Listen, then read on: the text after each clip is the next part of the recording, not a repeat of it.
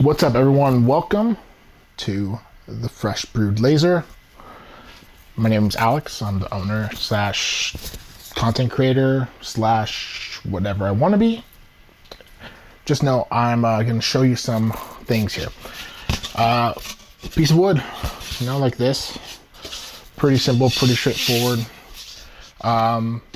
We're going to make it into something a little bit more fun using our Eufymake UV1. And we're going to do that with some, not magic hands. As you can see, this is a same piece of wood that I had ran this on. It is a cyberpunk themed writing here. I made this for myself, just running some tests. I've only had the printer for a week and a half. 2 weeks now. Anyway, cyberpunk brand there, and the actual person who made it is Pevo Bond. Anyway, did a great piece. I like the way this printed out. It turned out really great. But we're going to show you how well that worked. It's going to be really, really simple and really, really easy. So what we're gonna do is I'm gonna get my laptop over here and then get over here into this.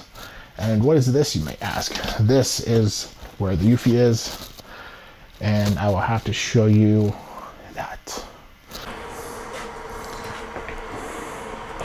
All right, so as you can see, so this is the full enclosure. I turned on the light from the machine so we can kind of see what's going on. Technically, this is an enclosure for a resin printer and cure, so like a 3D resin printer. Compared to this doesn't quite fit. I would like, maybe to build something that could actually fit this a little bit better and kind of seal it the way this is sealed. Like, this whole thing is sealed except for the fact of the zipper, and then the zipper seals pretty well when it's zipped all together. So what we got here is I got the bed, the enclosure, and we're going to take this and we're going to line it up. Now, a couple different ways you can line this up. I've been running it on a 0-point operation rather than just camera, and for a specific reason. Make sure I have it on the right side. Yeah, 0 point likes to be a little more accurate. Oh, I feel like there's a bow in the sheet.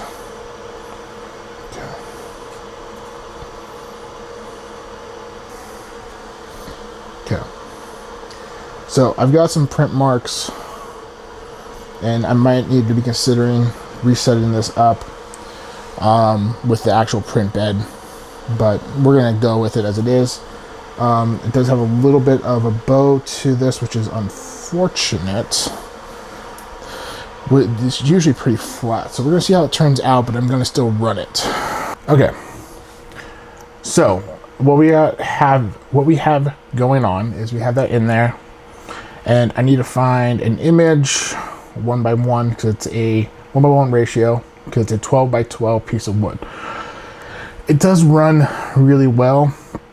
But I did try, I wonder if that's the right reason for the bow, is because I did try a little bit of varnish. Not varnish, I said technically it's varnish. I'll remember the name in a minute. It's over there somewhere. Again, I'm running everything in a small apartment here, so you have to forgive me when it seems like I'm just whatever. Alright. So let's go ahead and get a new design real quick here. I'm going to open up my OBS studio real quick so you can kind of see. Okay, now I need to remember what the measurements are for 12 inches, which is what I use Chrome for. So 12 inches is 304.8. So 304.8 needs to be 304.8. All right, now we're also going to need to do a crop on this to make it a 1:1. I want as much of that end at the bottom as possible so it gets that nice point.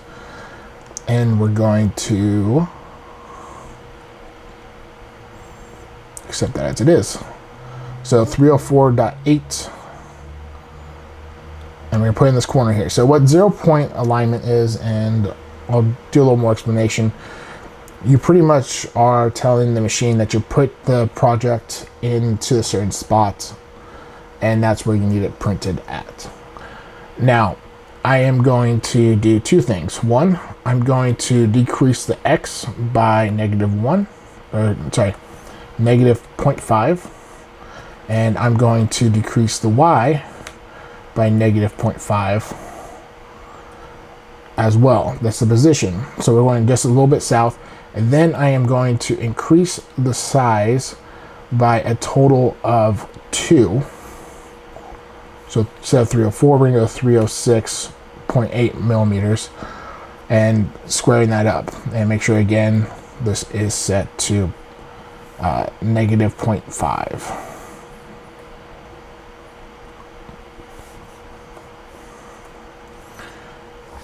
Now what that's going to do is just going to make sure that this whole piece is aligned a little bit better, making sure that the alignment is just correct and that we're not missing anything, because sometimes what happens with 0 point alignment is it doesn't quite get exactly, like you get this little edge line, and so by going over that you kind of get that extra space. Now again, I can run this in a picture mode and get that overlap. High quality standard, so high quality print, 0.1 on the choke, white CMYK, and gloss varnish.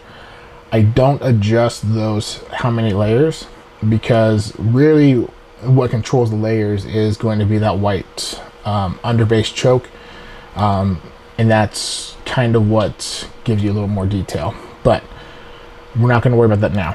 A couple more things to do in later videos and just discuss, but this is just to show you what a print can do and what it can look like. And again, this is really rough video for the fact that I'm needing to do this more consistently so I don't end up talking like a babbling buffoon like I'm doing right now. Anyway, let's go ahead and print. So the print's done. I haven't even looked at it yet, but just to kind of go over the numbers real quick here. The overall print, down a little bit. The overall print took 1 hour and 26 minutes. It used, infusion says right here, 11.99 milliliters plus 1.2 milliliters. So it used a total of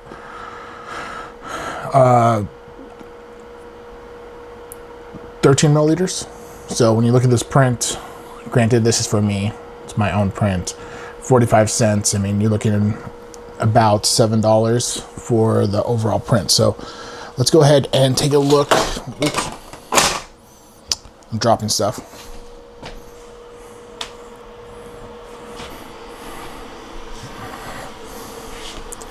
So as you can see, that light's really reflective, so I do apologize. It did print pretty well, but when you look down here, this isn't quite at the edge where it needed to be, which is fine. And then also that left us this gap up here at the top. It looks like we were wide enough, but not quite tall enough. So, all right, now as for the actual print,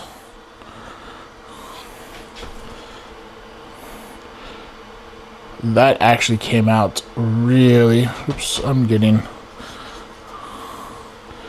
trying not to get all the fingerprints all over it, still kind of drying a little bit, but it turned out to be really nice. So when we look at these colors and these details,